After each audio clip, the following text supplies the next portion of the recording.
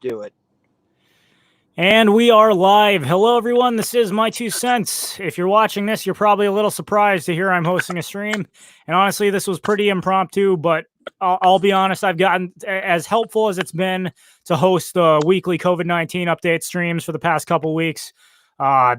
It does cause a bit of mind bending. I just want to have a regular Patrons Hangout stream, give back to those of you who support my work financially, and where we can just hang out and talk in a very unstructured way about whatever it is on anybody's mind.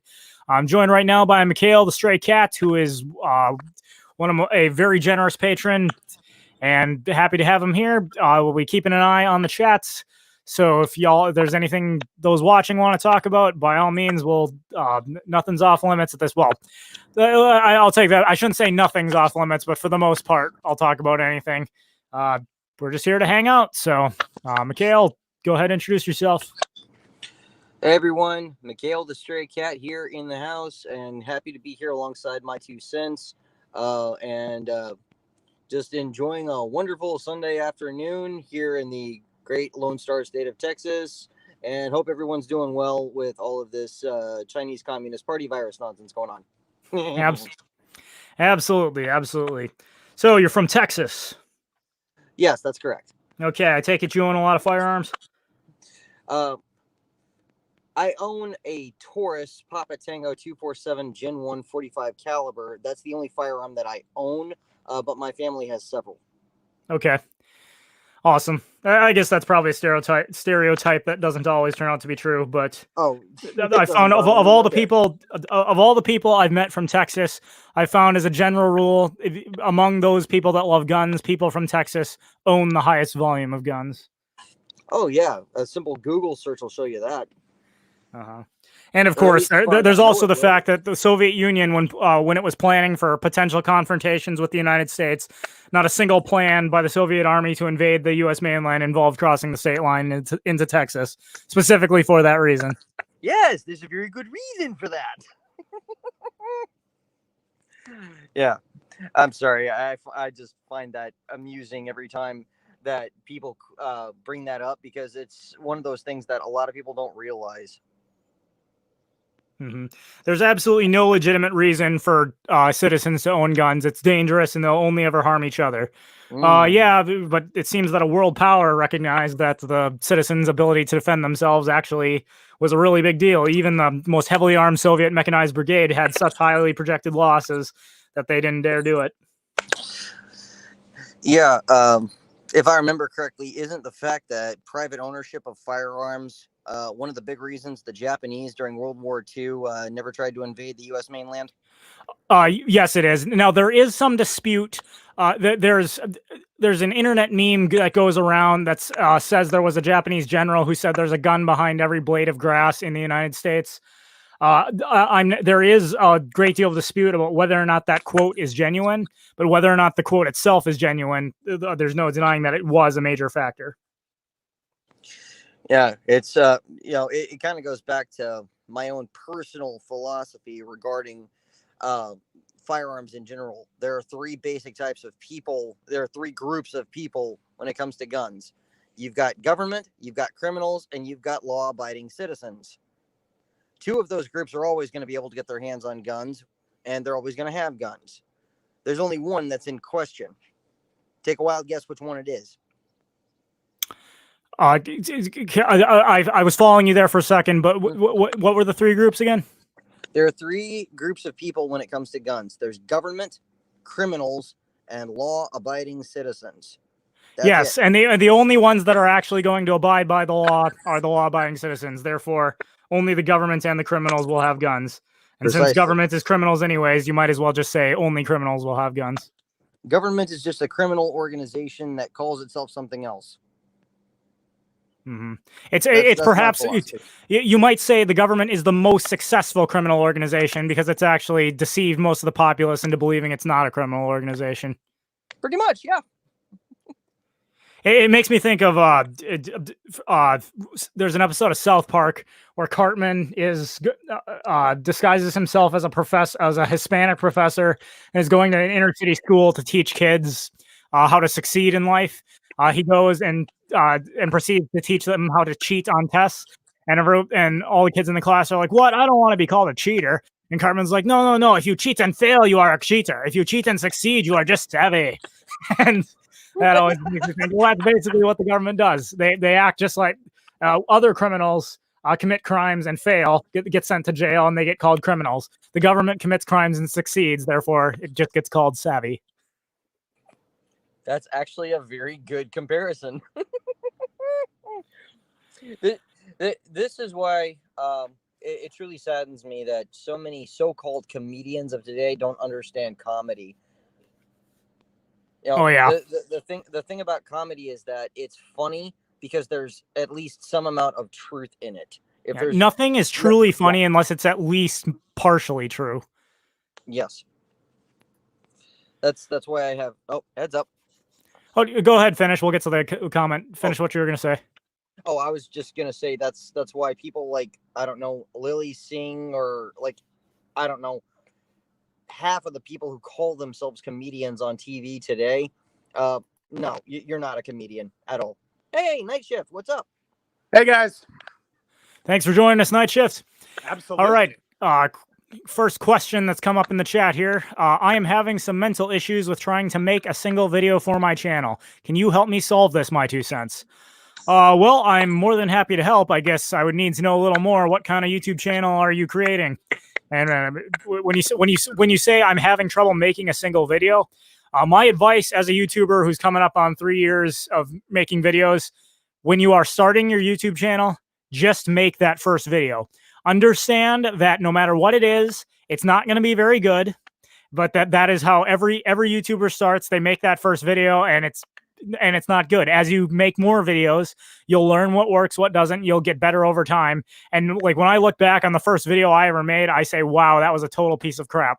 But at the same time, if I hadn't made that first video, I wouldn't have made any of the follow-on videos.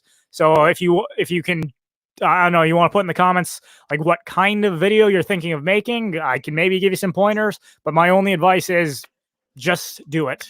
You know, Nike, the Nike theme there, just do it. Shia LaBeouf, just do it. Oh shoot.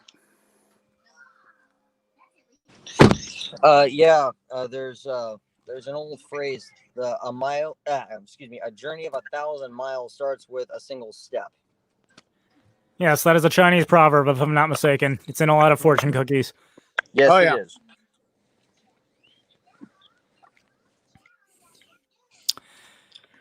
Albedo says, you heard that Iran's currency is currently hyperinflating and that cryptocurrency demand is surging. I guess I haven't specifically seen any articles about Iran, although that wouldn't surprise me. And yes, cryptocurrency, the price of Bitcoin almost hit 10,000 again recently. I saw today it dipped a little bit, but I also believe that when it comes to safe haven assets like precious metals, and now cryptocurrency, the central banks are doing everything they can to try and deter people from investing in those assets.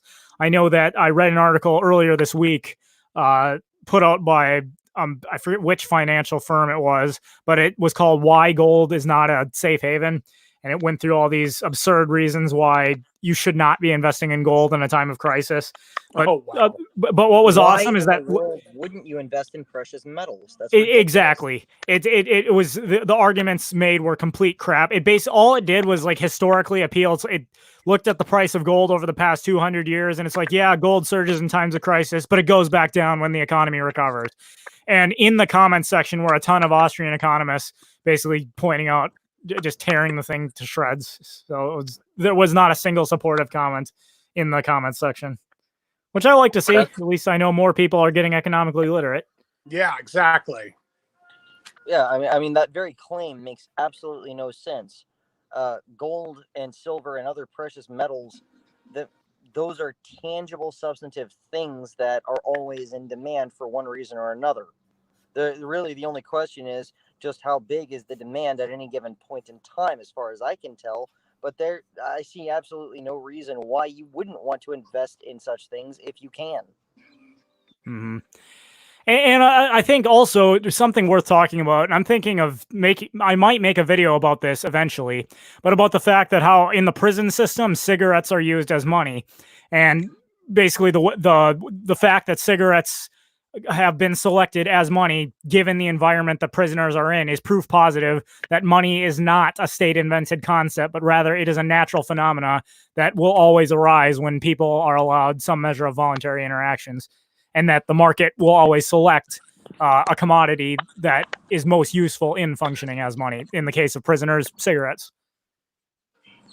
Mm-hmm. Any thoughts? Nigel, you there? Oh no. I mean, honestly, that's the truth of it. And if you look at gold and silver, you can say what you will about the fluctuation in prices on gold and silver, but they have never ever once been worthless. They've never once been a worthless commodity, and they've always held at least some worth. And no, if you want something that's stable, go with that. Go with gold and silver. Every fiat currency in the history of the world has eventually gone into hyperinflation and collapsed. But if you get any of the pieces of gold that they started trading in ancient Egypt circa 3000 BC, it's still worth what it was. It's still valuable today. Yeah, it kind of makes you wonder. Never mind. No, go ahead, finish. Oh, I was just going to say, it kind of makes you wonder. I mean, a couple thousand years ago, the price of a dead slave was 30 pieces of silver, right? That's what, they say anyways. Well, I have to wonder, what would that said 30 pieces of silver sell for on the market today? All right, Cody Ferret says, almost done listening to Basic Economics by Thomas Sowell, and will listen to other books in economics while also watching Shane's economics series. Basic Economics by Thomas Sowell, in my opinion, best book on introduction to economics for anyone who has no experience. I would also recommend Economics in One Lesson by Henry Hazlitt. And Shane Killian does have a great economics video series on his channel. In particular, I think Shane's video, What is Money, is one of the best videos on YouTube to explain why gold and silver or gold specifically, but precious metals always get selected by the market as money.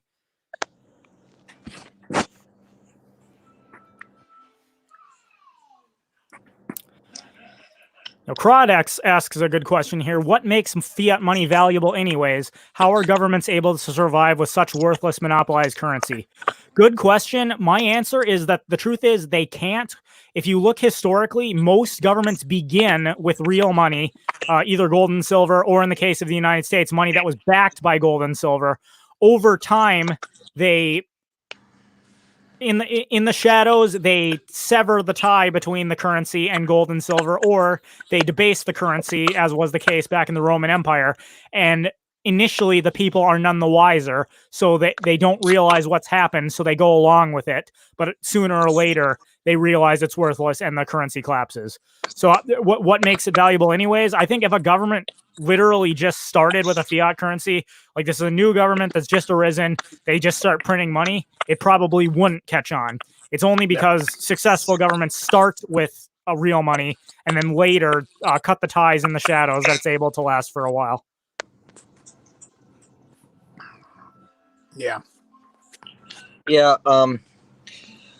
I agree with you 2 cents. In all honesty, you really just need to look at the term fiat currency, and you can quickly understand that, it's not based on anything, and it has no sustainability. It really is not even worth the paper and ink that it's printed with. At least that's my understanding. What do you guys think? Well, I'd go back again to Shane Killian's video, What is Money? I like the way he says it, and that's that there really is no such thing as paper money. And everyone who hears that is like, what? You're crazy. But no, think about it. Paper, we're not talking about the fiat currency itself. Just think about what paper is. Any piece of paper, the page on your book, notebook paper, the receipt you got at the when you just went shopping, and then the money in your wallet. Is paper itself a medium of exchange? No, paper is not a medium of exchange. no one actually thinks there's $100 worth of ink and paper in $100 bill. In fact, there's exactly as much paper and ink in $100 bill as there is in a $1 bill. Everyone understands instinctively, even if they may not grasp it intellectually, that the paper is actually acting as a proxy for something else. Like when you go to the dry cleaner, I hand them my shirt and then they gave me a claim check for the shirt. When I come back to pick my shirt up after it's been dry cleaned, I hand in the check and they give me back my shirt. Now, while the shirt is being cleaned, I don't actually think that the piece of paper I have from the dry cleaner is my shirt. But I understand instinctively the paper represents something of real value, the shirt, that I can then turn back in. And everyone, they don't think about it, so they don't realize, they understand this instinctively. They don't think about it very hard, so they may not be able to articulate it. But no one, when they look at that $100 bill, actually thinks that there's $100 of ink and paper in the bill. They realize that that it's acting as a proxy for something else, which in the past actually was real gold in the Treasury's vault. You could go to the bank, slap down your $100 bill and get the equivalent $100 in gold, or you could turn in $100 in gold and get the actual money.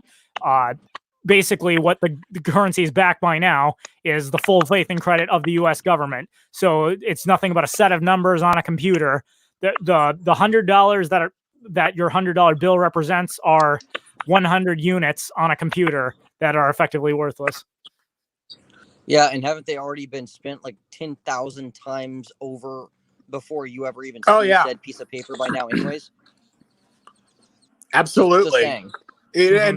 You almost wish it was as easy as what happened in Rick and Morty, like the third season, first episode of Rick and Morty, when Rick basically changes the value of the decentralized galactic currency from a 1 to a 0. You almost wish it was that easy, but it's not, unfortunately.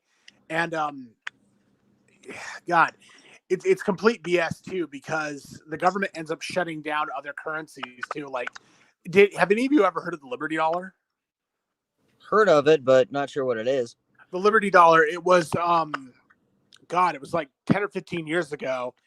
They made like a commodity-backed currency that was completely independent, not government controlled. And the government literally came in, shut it down, sued the mint that was making it for $7 million.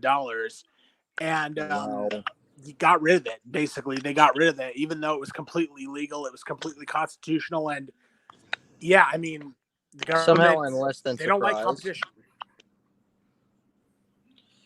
Yeah. Well said, Night Shift. It really boils down to the fact that government doesn't want competition. Wow. Thank you for that, by the way. Holy crap. Oh, yeah. I didn't know that. Somehow I'm not surprised by this, though. 2 cents, you got any thoughts? Nothing additional to say there. Okay. I should say quickly before I forget, everyone be sure to call your mother today and wish her a happy Mother's Day. Yes, do that. Assuming your mom's alive. Of course. Yeah. Thanks for the reminder, 2 cents. I had almost forgotten that. I say that only because I'm looking through my Twitter feed right now and I just saw another of those Happy Mother's Day messages. I did already let my mother know Happy Mother's Day, but if you haven't yet, you really should. Yeah, I'll put that at the top of my to-do list after this. I also see that trending on Twitter is what makes men happy. Not sure how that started on Mother's Day, but wow, okay. but there's some good ones here. I got a picture of a rather stacked woman holding a beer in one hand, a slice of pizza in another. That'd do it. There you go. I'll go with that.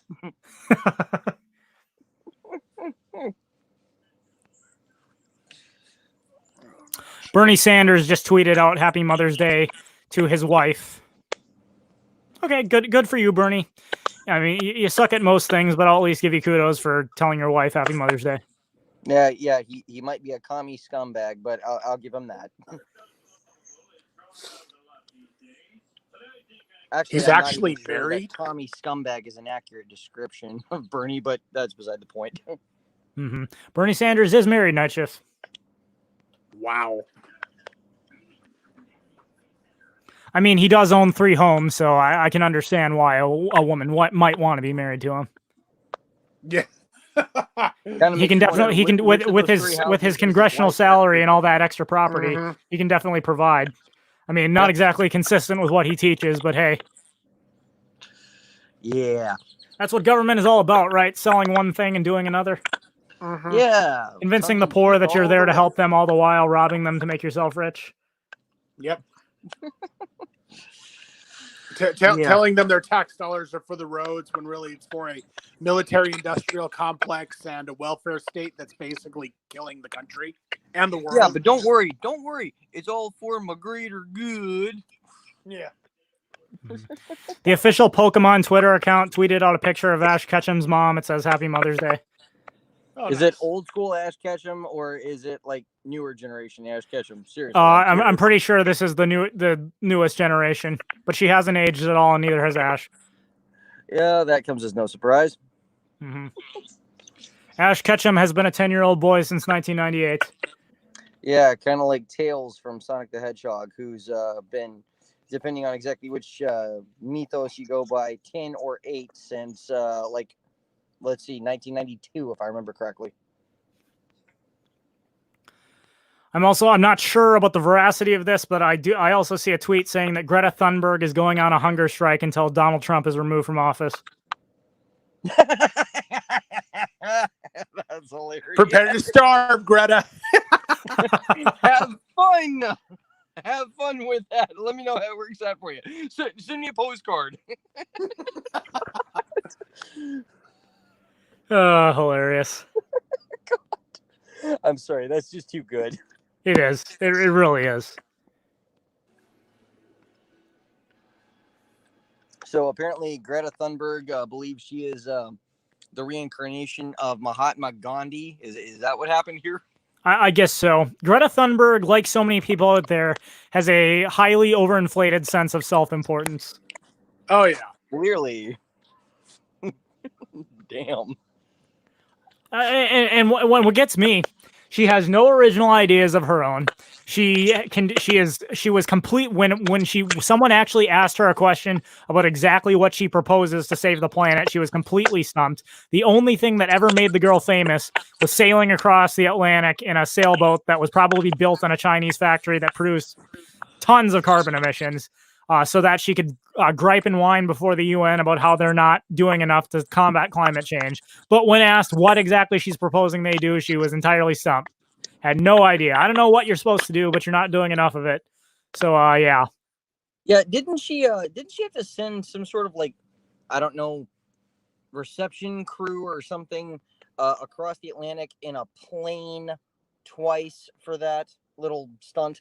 You know, I remember hearing about that. And all I could think of is, wow, and this is the person who's going to save us from the evils of carbon-based climate change. Exactly. If you don't support nuclear power, I don't want to hear one word you have to say about climate change. Exactly. Yeah. Oh, please, for the love of God, can we just disband the Nuclear Regulatory Committee? Please, for the love of God. If there is one energy-efficient power source that actually could cut carbon emissions, it would be nuclear power. Yet, mysteriously, the climate change activists, none of them want nuclear power. They want solar power, wind power, bullet trains, all things that the carbon emissions that it takes to build those things are so insanely high that once they're functional, it takes something like 75 to 100 years before you even make up the carbon emissions it took to build them. And that's assuming they even work. Which they don't. Well, I should rephrase that. Like wind and solar energy, it's not that they don't work, but they are not efficient enough to provide the amount of power that the country needs. Nope.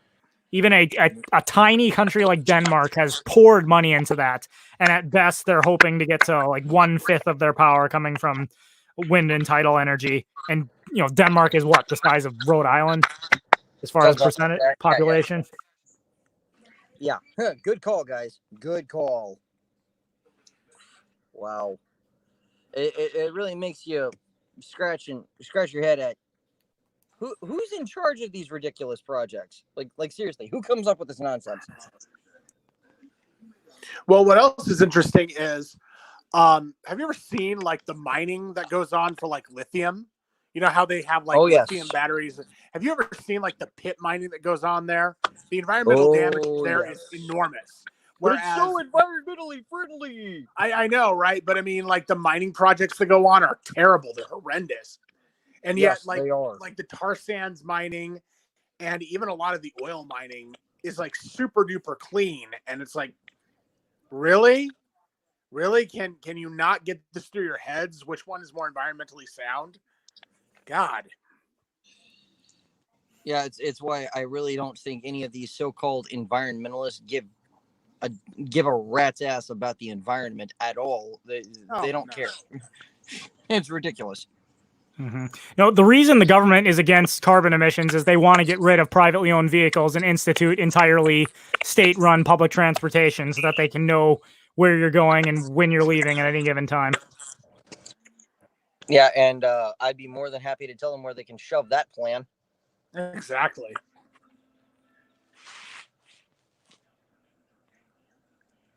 Oh, actually, that brings up a kind of off topic, but it does bring up a curiosity I've had over the last few days. Has there been any further word from the Bill and Melinda Gates Foundation and their whole vaccine shtick?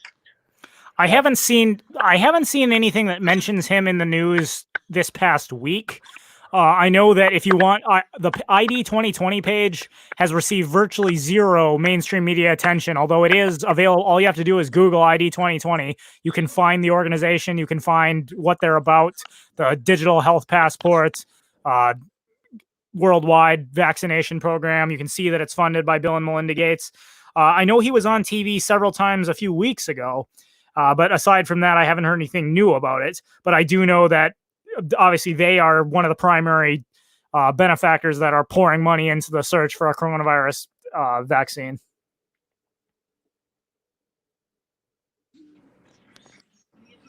Yeah, it still never ceases to amaze me that one of the biggest, I guess, computer gurus expects us to believe that he's somehow an epidemiologist now.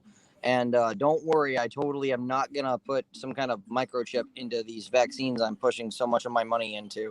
Yeah. I'll buy that for $1. And I talked about this in the stream last night, but what gets me, the mainstream media loves Bill Gates. He's an amazing philanthropist and he's doing so much to help poor people around the world get this vaccination. Isn't this the same mainstream media that's constantly telling us how dangerous big corporations are and how evil the people who run them are for making as much money as they do? They don't know they deserve to be cut and gutted by the government and all their money redistributed. Yet mysteriously Gates, who, if anyone represents the dangerous corporations that the mainstream media is talking about, Bill Gates definitely does, but they love him. It's funny because they'll rip on Jeff Bezos, but they won't rip on Bill Gates. Yeah, it's amazing how that works, isn't it? Exactly. Although they are ripping on Bezos less, which leads me to believe he's getting in that same position now. Well, the next time I see a Amazon package dropped off in front of my house by a drone here in Texas, that's going to tell me everything I need to know.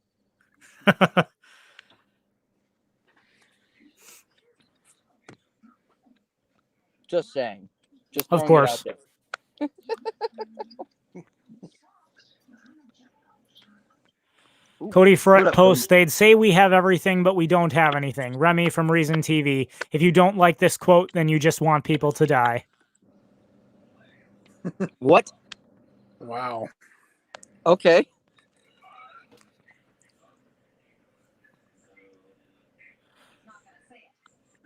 All right, back to my Twitter feed. Try to find something else to talk about here. In the meantime, I am still looking at the comments, so keep them coming, guys. Someone just mentioned me in a Follow Friday tweet, or somebody just liked a Follow Friday tweet that I was in a while back. So thank you to whoever that was. Although I admit I sometimes end up muting those because as soon as somebody sends one out, it completely blows up my notifications.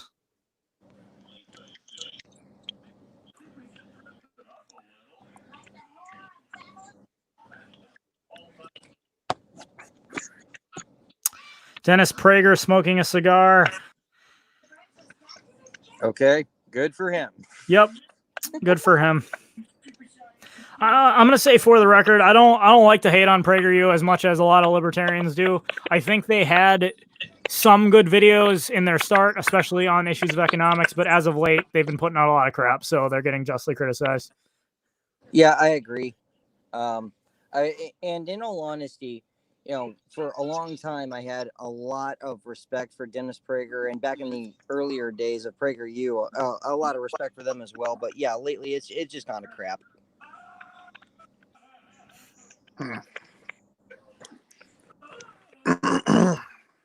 But that's just me. What do I know? Exactly. It's just your 2 cents, right? Pretty much. Just the 2 cents of a goofy stray cat.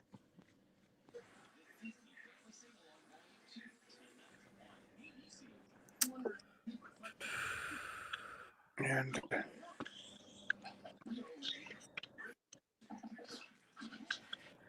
Crod says, why do people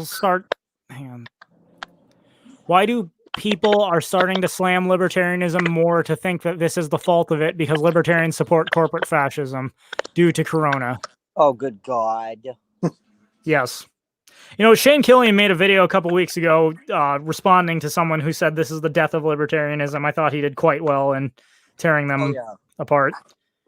Yeah, I saw that video, and I loved it from start to finish, and it was very well done. And that entire argument is just nonsense. are people actually saying that Corona is the death of libertarianism? That's at least there was YouTube news outlet of some sort that Shane Killian responded to that they tried to make that argument. Basically, they equated.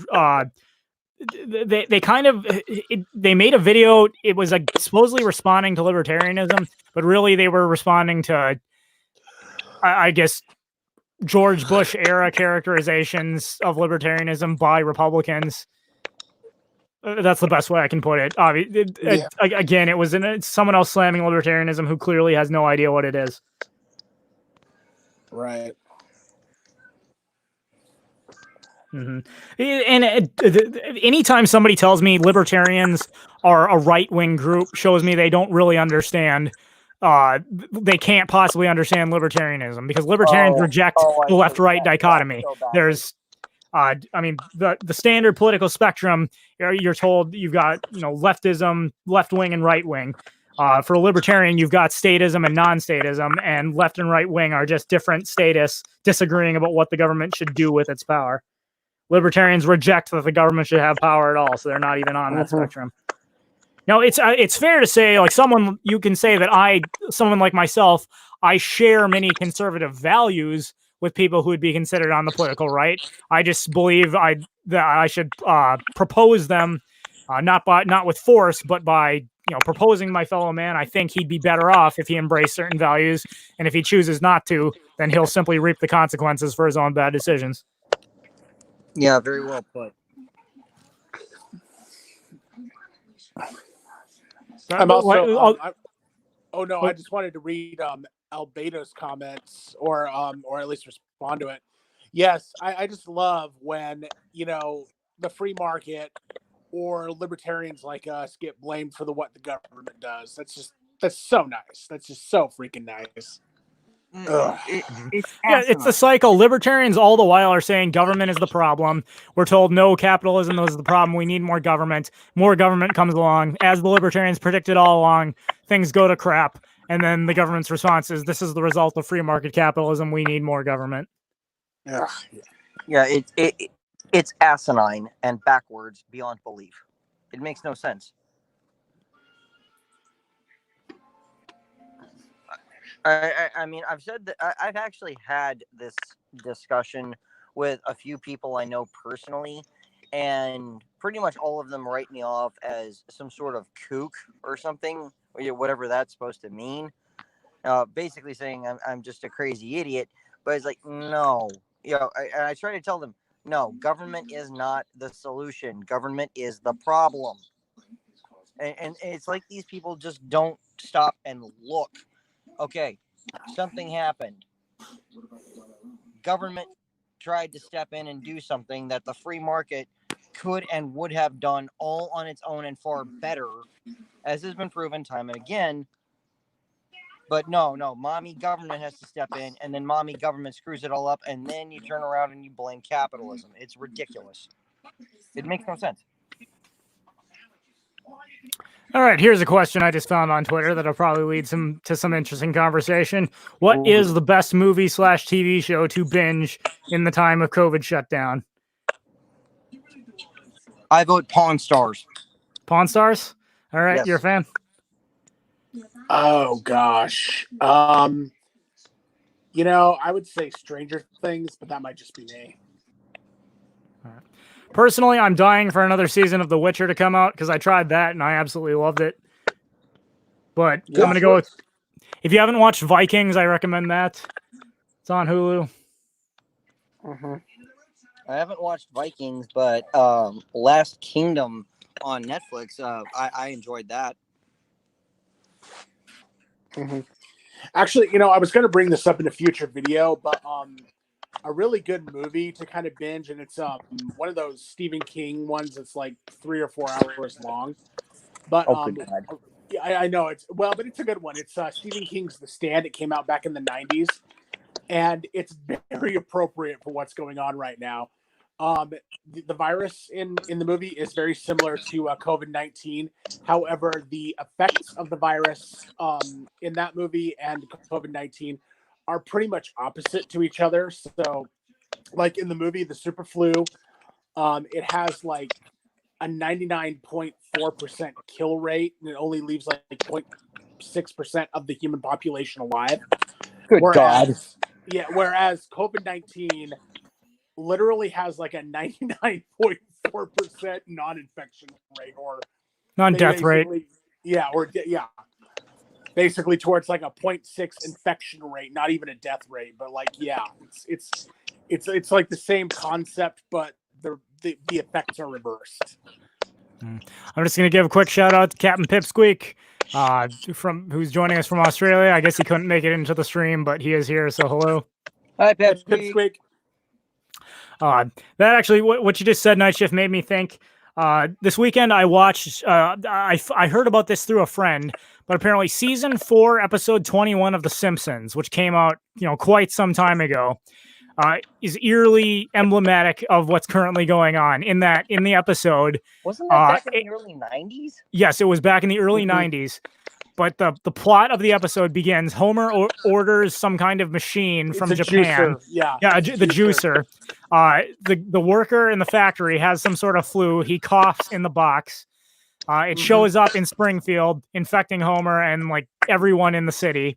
The mayor of Springfield gets on TV and announces he's canceled his trip to the Bahamas, and everyone should stay put. And then you see that he's actually in the Bahamas and he's wearing swim trunks. But like the camera is showing him from the waist up, and he's wearing a suit, but he's in swim trunks below, and he's in the Bahamas, trying to convince everyone he's actually isolating and home.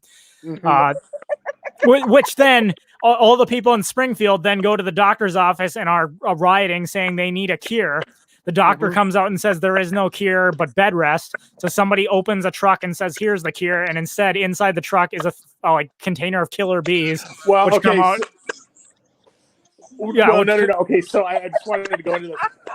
The doctor, so Dr. Hibbert is like, the only cure is bed rest. Anything I'd give you would be a placebo. And then everyone starts panicking, like, where can we get these placebos? Maybe there's some in this truck.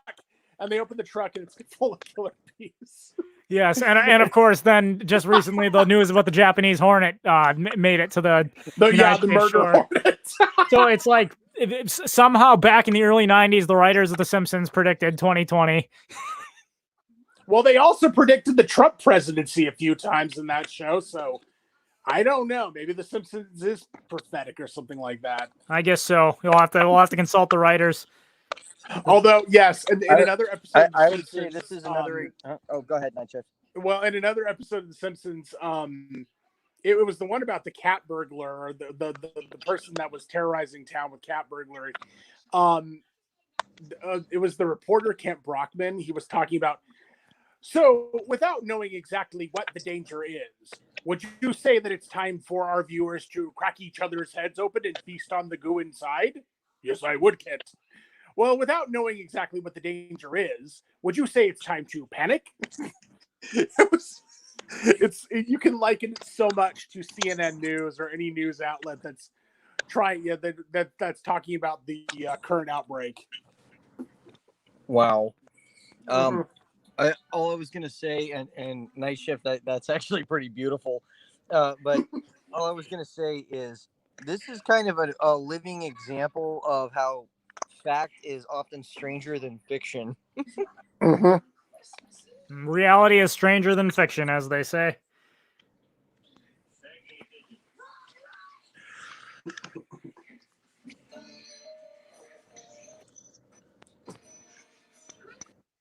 Oh, 2 cents. Yes. One thing I've been pondering. I'm kind of new to the world of cryptocurrency. What would you say would be the best cryptos to look into investing in? Okay, I'll preface this by saying that is not primarily my field of expertise, but I would recommend the major ones right now: Bitcoin, Ethereum, Litecoin are the three that I've invested in. Okay, yeah, I had heard about Bitcoin and Litecoin. What's Ethereum? Well, let me get you a better definition here, quick. Dash is also a pretty good one too. Yeah, I know there are people who like Dash.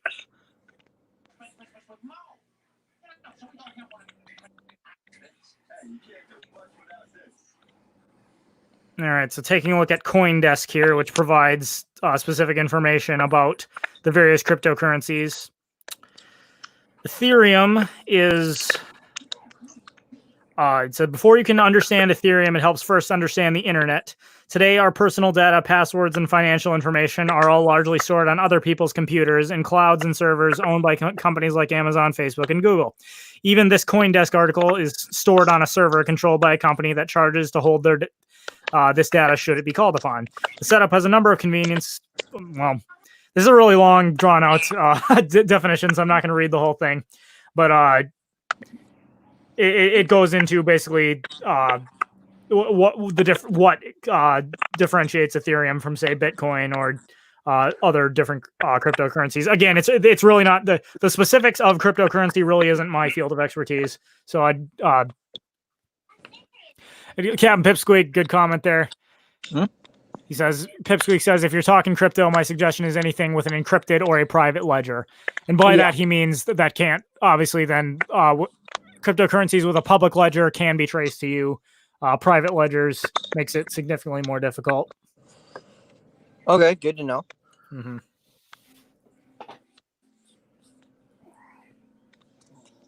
Yeah, like I said, I was just curious about you guys' take. Mm-hmm. I mean, my thing with cryptocurrency is I've invested. My primary safe haven investment is precious metals. Not to say I don't think cryptocurrency is useful. It definitely is. But with the amount of cryptocurrencies that currently exist, I know I don't have the expertise to predict which cryptocurrency is going to come out on top after the U.S. dollar collapses. Best, like with all investments, diversify. Make sure you're not putting all your eggs in one basket. Yeah, makes sense.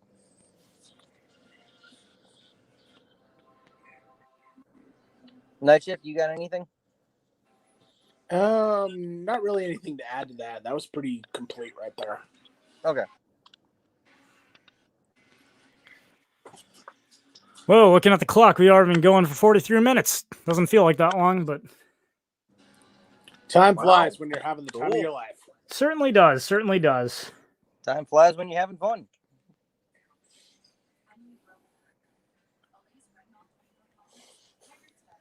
Oh, and night shift, I already, but this kind of goes for everybody in the chat as well. If there's any background noise on my part, I apologize. I'm actually in my car.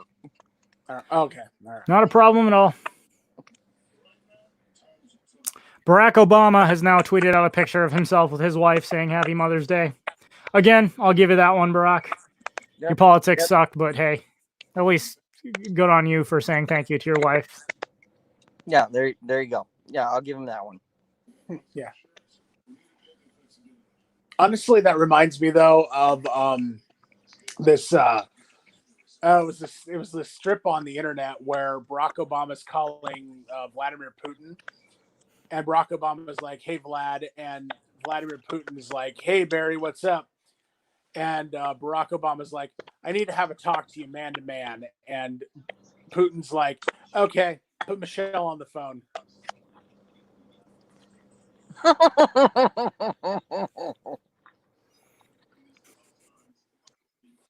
All right, the Planned Parenthood Foundation just tweeted out Happy Mother's Day. I have an epic retweet to make. Oh my God. God. Yes. Oh, the irony.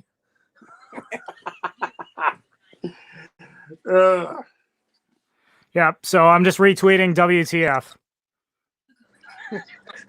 What? What the? I won't say it. Isn't your organization all about throwing motherhood to the wayside?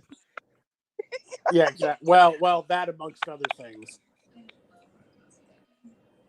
Yes. Let's not forget Margaret Sanger actually said the organization existed to exterminate the inferior races, but Yeah.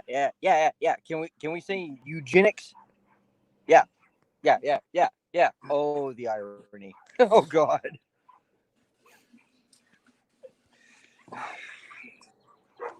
I'm sorry. That's just like you said. WTF? Over. Mm-hmm.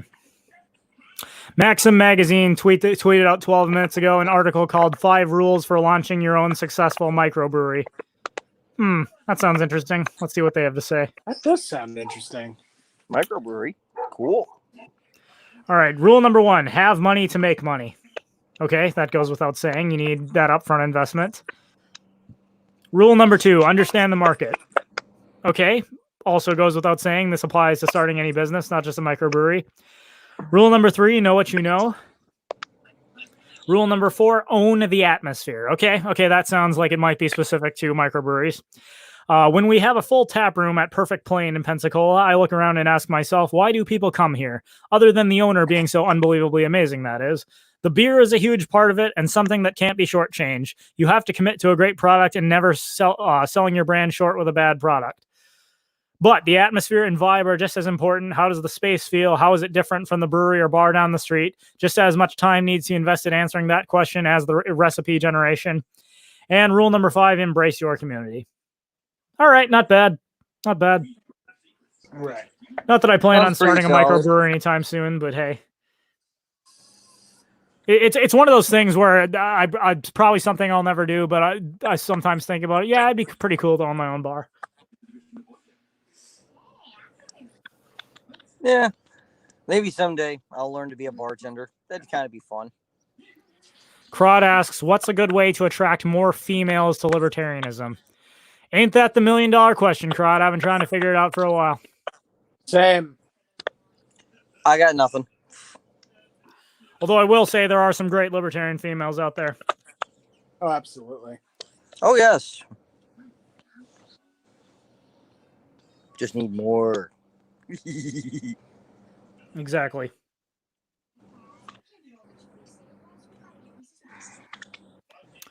Santi Molina says Amazon FBA. Are you asking like starting an Amazon FBA business? Because what I'll say to that is, if anyone who spent any amount of time on YouTube, you've probably gotten an advertisement from somebody saying that if you just buy their $200 a month, or $200 or not even a month, their $200 course on internet businesses, you can start a 6-figure income with Amazon FBA. My answer to that is, if it was that easy, everyone would be doing it. Grow up. Yeah. Now, I'm not suggesting that you can't make a lot of money from Amazon FBA or Shopify or any of those other services. You absolutely can. However, like any other business, it is a lot of hard work, and you're going to get it wrong a lot more times than you get it right. It can take years before you successfully build a business like that. So anytime somebody comes to you and says, just buy my product and in 6 months you're going to be a millionaire, the question I would ask you to consider is, if it's that easy, why isn't everyone already doing it? Mm-hmm.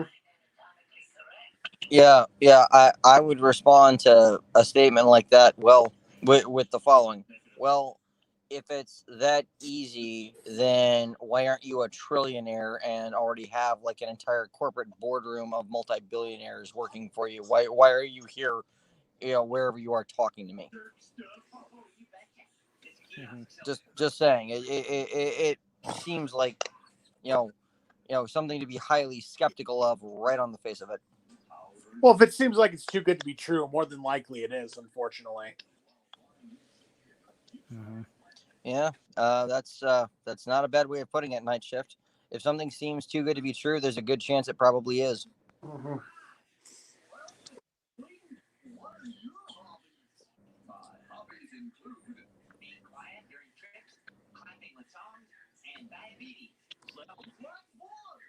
All right, we're getting close to the top of the hour here. I'm still looking through Twitter for something else to talk about, but I do have my eye on the chat. Crod says, whenever I do talk to women about libertarianism, it's mainly about things they don't know what government functions are supposed to do. And when I educate them, they tend to convert easy to that logic more. I could see that working. Okay. I mean, Uh, I've always been of the opinion when you're on a first date with somebody, if you start talking about economics or politics, date might not go so well. That's a conversation I'm only going to have with a lady if we've been on at least a handful of dates. yeah, that's probably a very good policy. Um, for my part, you know, kudos to Crod if he has that kind of luck. Talk really with talking to anybody, but especially with, in my experience with women, about anything to do with libertarianism, and he's having those kinds of results. It sounds like it's going pretty well for him. Hey, great. Uh, I'll put it this way. I've been with my two idiot humans that you may have seen me reference a couple of times, 2 Cents or anybody else on Twitter. Um, and Steve's mate Kim, um, she's an absolute sweetheart, but I don't understand how this woman thinks. It makes no sense because you sit down, and you explain an issue that's going on, and her immediate response is, well, basically, well, the government will take care of it. Well, no, government won't take care of it. Here's why. And yeah, it just goes from there, and it gets really, really aggravating. Anyway, that's all I've got there. I really have no idea how to get people to listen if they don't want to listen.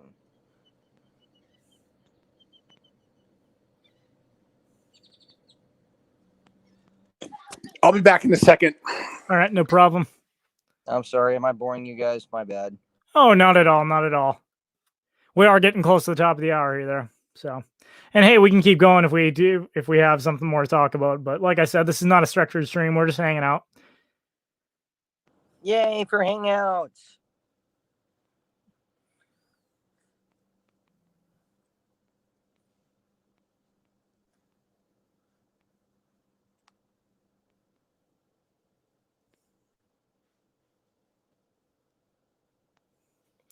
Lance Clemmings says the old adage, you can lead a horse to water, but you can't make him drink. Very true. Yes, very good call, Lance.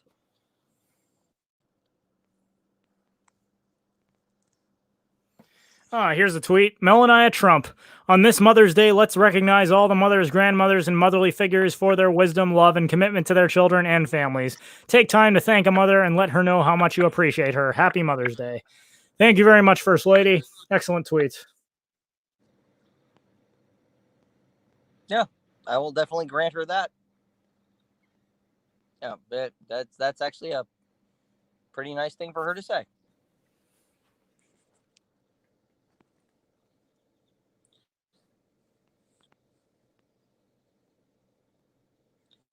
Oh, actually, that kind of reminds me of something. I was thinking about this here yesterday. Um, a lot of the shutdown stuff, it kind of started more or less by executive order, executive fiat. Um, but now it seems like President Trump is wanting, for all of the restrictions, if you want to call it that, to be lifted. And I'm just wondering, you know, how is this going for everybody across the country? I mean, you know, here in Texas, really, unless you go to the grocery store or something, you don't very much see people wearing masks or doing a whole lot of not, all this nonsense. But from what I've seen, you still see all over the country people that are just freaking out and literally snitching on their neighbors, calling into hotlines and stuff. Hey, they're not social distancing, So wait a minute. I thought we had already flattened the curve, so to speak. So what's going on? You know, Well, initially they talked about flattening the curve. The goal of shutdowns was not to stop the spread of the virus, but to slow the spread to ensure that the healthcare system doesn't get overwhelmed. Now they basically changed their minds and say the goal of shutdowns is to keep everybody safe until a vaccine comes out, which isn't anytime soon. So just kind of shows the inconsistency with which the government has approached this whole issue and just wants to pretend that you hope that you don't notice. yeah, that's pretty much what I picked up from this. Is just I'm seeing a lot of massive inconsistency here. It doesn't make sense, unless you go with the idea that maybe I didn't say this. The government has something else in mind, maybe. Mm-hmm. And you rightly point out these lockdowns were put in place by executive order from state governors and such. The question deserves to be asked whether or not it's constitutional for the executive branch to make such sweeping decrees without any legislation. And even if were there legislation passed, how it would jive with the First Amendment.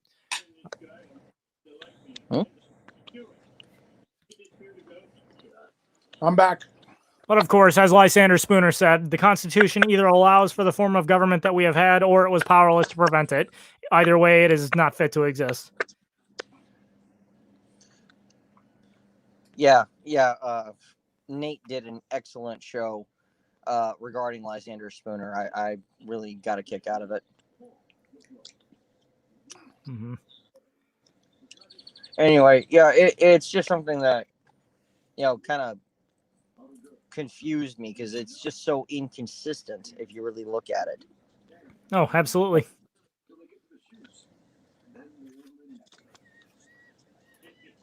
Lance Clemming says coffee baristas are always good rumor mills, considering they are open and bars are not. Right. I will say that in as much as the location where I work right now has a coffee shop on the first floor, and the baristas are always good for local rumors. There you go. Good call, Lance. Nice. I drink a lot of coffee, although I was never really the coffee shop going type until I worked at a place that had its own coffee shop. Here's the thing about me. If it wasn't for, I'm so addicted to coffee and Mountain Dew right now that I think if I went off them for even a day, I'd probably die. Yeah, I'm totally with you there. If I don't get at least 3 24-ounce mugs worth of caffeine in me one way or another, it's not going to be a good day for me. Same here. I basically got my morning. After I get in from working out, I have a cup of coffee. Mid morning, I have another cup of coffee, and then depending on how hard I need to work in the afternoon, I have a third. So, I'm assuming those aren't those little 2-ounce teacup size cups, are they? Absolutely not. I'm sorry.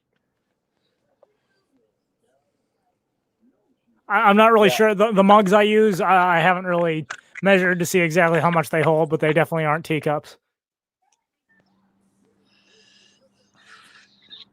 Oh, damn it. Guys, I've got to go. All right. No problem. We're about at the hour anyway, so this is probably a good place to end it. Anyways, this was fun. I like to have a stream every now and then where just no structure at all and we talk about whatever. So thank you very much, everybody, for being here. Please be aware this week's video about Alyssa Milano's epic feminist fail premieres today, 5 p.m. Eastern, 2 p.m. Pacific, but it is available right now on bittube.tv, BitChute, and Dailymotion. So you can get it early. Otherwise, I will see you guys at the premiere, which is coming up shortly. And as always, that is my 2 cents. Take it for what it's worth. Rock on, guys. See ya.